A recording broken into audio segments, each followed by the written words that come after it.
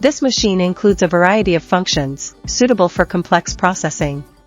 It is easy to operate and can switch smoothly between multiple tools.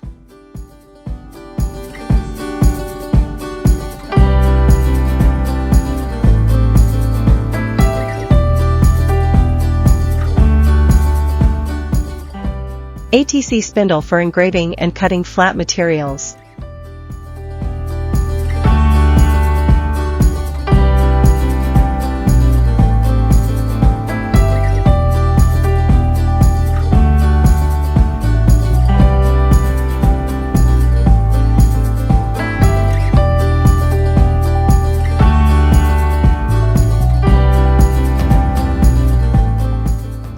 Adding a drilling boring units device is mainly used for drilling and milling various kinds of wood, to make standard and smooth inner holes, which can ensure the accuracy of hole positions and product quality.